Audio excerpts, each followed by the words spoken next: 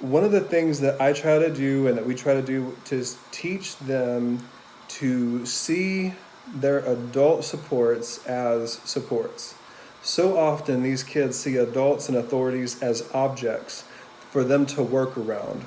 We're obstacles that are just in their way to get what they want, or we're just captors to exert punishment on them, or something on those in that realm of things. And that's the way they see us. They objectify us in that way.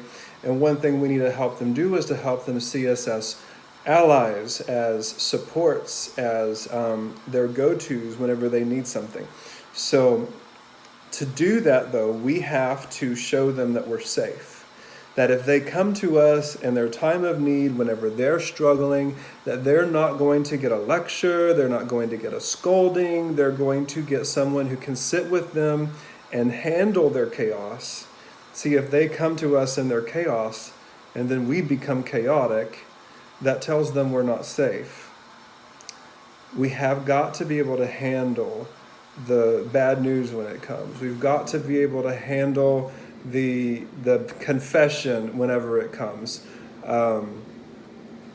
So if, let's say for example, your kid calls you, maybe from my phone, and he has something to confess, because I have them practice this. Sometimes instead of telling you what your son did, I will instead prefer for the son to take the hard step of confessing himself, because that's good practice for him.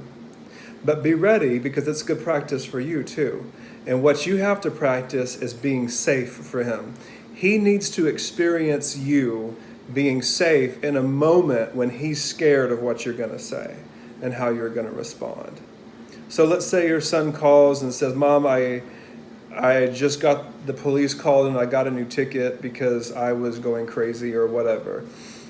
In that moment, your priority has got to be making sure that my son feels like he was able to share this with me and I was able to handle his chaos.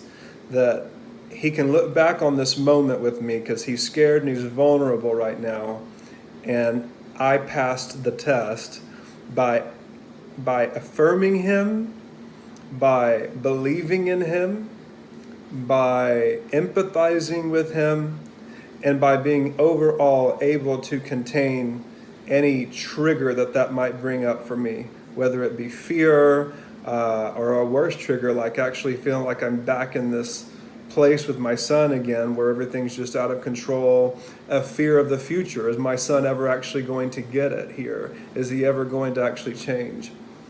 We've got to be able to contain those things so that we can actually be there, physically, emotionally be there for them in their difficult moment, and not make that difficult moment worse, but make it better.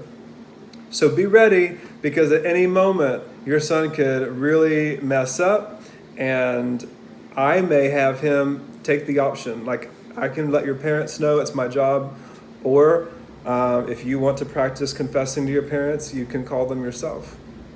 And if he does that, be ready, because it's your time to practice too.